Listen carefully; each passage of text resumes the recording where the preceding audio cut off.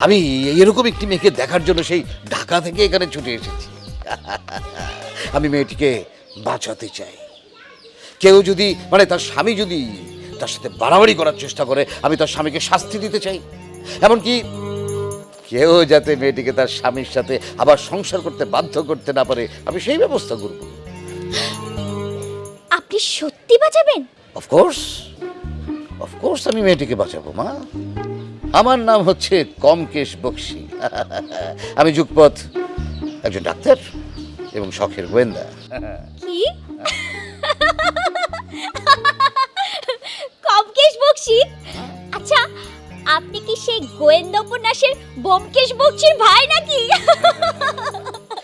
আমি ব্যোমকেশ বক্সীর ভাই না, তবে আমার এই কমকেশ বক্সী নামের কিন্তু একটি ইতিহাস আছে। আপনার নাম যেহেতু কমকেশ বক্সী, আমার মনে হয় আমি আপনার ইতিহাস ধরতে পেরেছি। তাই আপনার মাথায় চুল কম, তাই আপনার নাম Byomkesh Bakshi. Interesting, very interesting. হ্যাঁ, তোমার মাথায় তো বেশ বুদ্ধি আছে। আর তোমার নাম কি মা? আমার নাম মিতু। আপনি যে মেয়েটাকে বাঁচাতে এসেছেন, আমি সেই মেয়ে। আমার বিয়ে হয়ে গেছে, কিন্তু আপনি তো আসতে দেরি করে ফেলেছেন। আপনি আসার আগে আমি আমার স্বামীকে তাড়িয়ে দিয়েছি। বাহ, তাহলে তোমার আর কষ্টই করতে হলো না। এই হারামজাদা, তুই এখানে কি? কেন আসছিস এখানে? যা বের হ, আমার বাড়িতে ঢুকবি না। তুই তো গাড়ি করবা না। আমি আবার বলছি, তুই তো গাড়ি কিন্তু করবা না। আর আমি নিজের ইচ্ছায় তোমার বাড়িতে আসি নাই। তোমার আব্বা আমাকে জোর করে রিকোয়েস্ট করে নিয়ে আসছে এখানে। এই মিতু 100 বার তোমাকে তুই তোকারি করবে, প্রয়োজনে তোমাকে মারবে।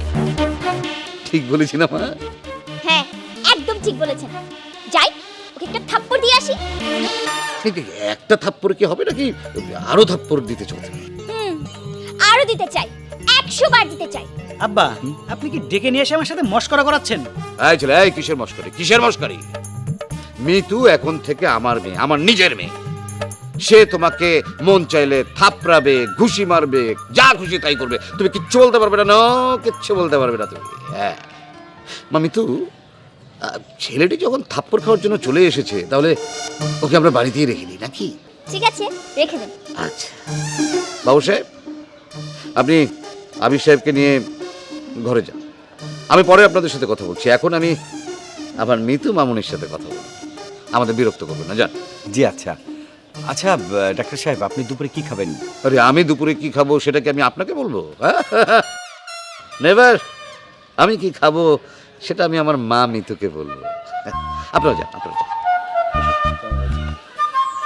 মা মিতু, তাহলে চলো আমরা একটু কোথাও বসে কথা বলি।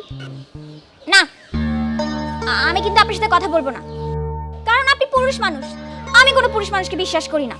আমি জানি তো তুমি কোনো পুরুষ মানুষকে বিশ্বাস করো না, পছন্দ করো না। ইনফ্যাক্ট আমিও কোনো পুরুষকে বিশ্বাস করি না, পছন্দ করি না। ইয়েস, আসলে আমাকে দেখতে পুরুষের মতো মনে হলো, আমার মনটা কিন্তু একদম মহিলাদের মতন, নরম, সফট।